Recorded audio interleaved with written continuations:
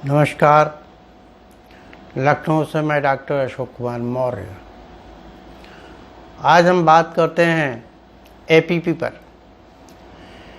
APP का full form होता है एक्वा परला पेली और इसके अन्य बहुत सारे नाम हैं। इसे स्किन वाटर, हॉट वाटर, त्वचा जल, मोती का पानी आदि अनेक नामों से इसको अलग अलग देशों में अपने अपने हिसाब से नाम रखा है। यहाँ हम कुछ नामों की बात करते हैं। देखिए, एक्वा शब्द ये लैटिन भाषा का है और इसे इंग्लिश, जर्मनी, फ्रेंच और दूसरी भाषाओं में भी इस्तेमाल किया जाता है। इसका अर्थ होता है पानी। और पर्ल का मीन्स मोती होता है और पेली का मीन्स होता है खाल, त्वचा। तो इसका अर्थ बनता है ऐसा पानी जो त्वचा को मोती की खाल जैसा बनाए। दूसरा शब्द इसके लिए इस्तेमाल किया जाता है hot washer, HAUT, hot washer, WASSER, washer. Hot ये फ्रेंच भाषा का शब्द है। इसका मतलब होता है उच्च। और वाशर का अर्थ होता है जल, उच्च जल, ऐसा जल जो उच्च श्रेणी का है। इसका ये अर्थ है। देखिए, ये एक्वा परला पेली ये पुरानी पुस्तकों में मेडिसिन नहीं मिलती है। हमने 1888 की बुक देखी है और भी बुकें देखी हैं जिसमें कहीं भी इसका जिक्र नहीं मिलता। इसका जिक्र 1953 के बाद, 52 के बाद जो पुस्तकें छपी हैं उनमें ज़्यादा मिलता है। क्यों? क्योंकि जेसो ने अपनी बुक में इसके इंग्रेडिएंट छापे थे और इसका विवरण छापा था। जितनी पुस्तकें हैं सब में इस मेडिसिन को इलेक्ट्रिसिटी के साथ में लिखा गया है। हालांकि ये इलेक्ट्रिसिटी के बाद में लिखा गया है। तो अधिकतर लोग ये मानने लगे हैं कि ये छठी इलेक्ट्रिसिटी है, लेकिन ये मानना गलत है। ऐसा नहीं है। जिस तरीके से इलेक्ट्रिसिटी का निर्माण होता है उस तरीके से एपीपी का निर्माण नहीं होता है। इसी निर्माण के आधार पर मेडिसिन को एपीपी के इलेक्ट्रिसिटी के साथ में नहीं रखा जा सकता।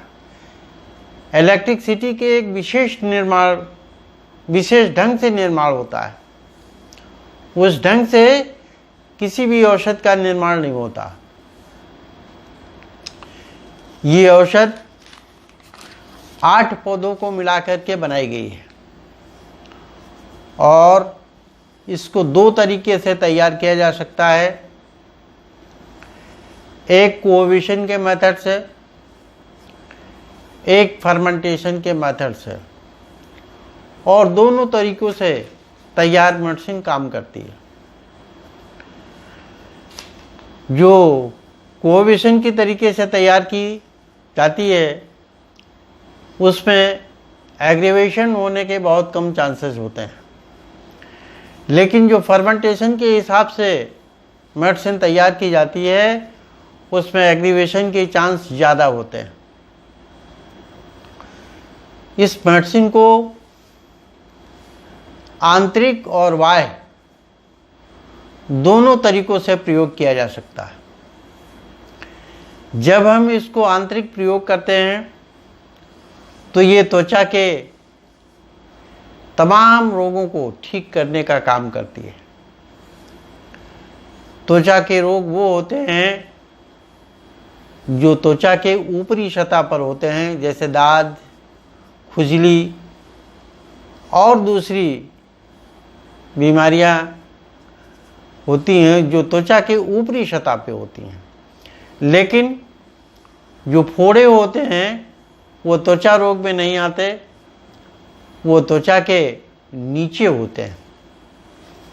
हालांकि ऐसा नहीं है, इसमें जो पेड़ पड़े हैं वो उन पर भी बहुत अच्छा काम करते हैं, इसलिए इसको वहाँ भी दिया जा सकता है जहाँ पर फोड़े फुंसी भी हों।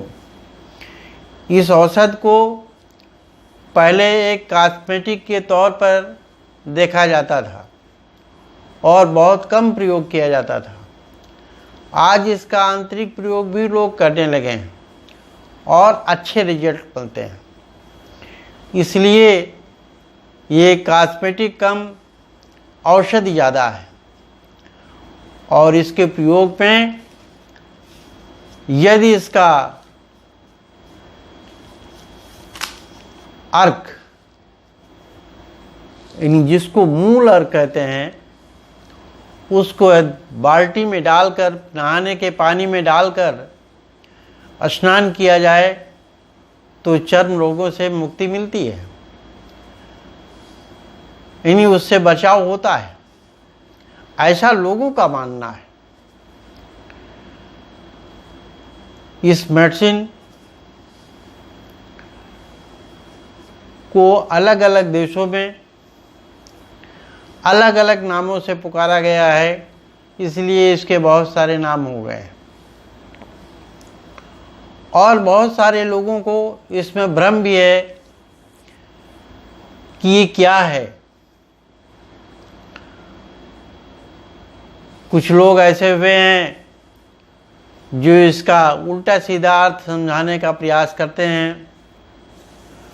कुछ लोग ऐसे भी होते हैं कि समझते हैं कि ये हमारी ये पूछ कर तौहीन कर रहे हैं, इसलिए सही उत्तर नहीं देते। इस प्रश्न के उत्तर को एक विदेश के सज्जन ने हमसे आग्रह किया था कि आप इसे स्पष्ट कीजिए, तो मैंने आपके सामने इस प्रश्न को स्पष्ट कर दिया कि एपीपी का मतलब क्या होता है, और ये हमारी पुस्तक जो इलेक्ट्रिसिटी की आ रही है उसमें डिटेल से लिखा गया है। इसकी फिलॉसफी, इसके औषधीय गुण, इसके बनाने की विधि आदि अनेक चीज़ें उसमें हैं जो आप पुस्तक में देख सकते हैं। आज के लिए बस इतना ही। अगले दिन फिर हम आपसे मिलते हैं। धन्यवाद।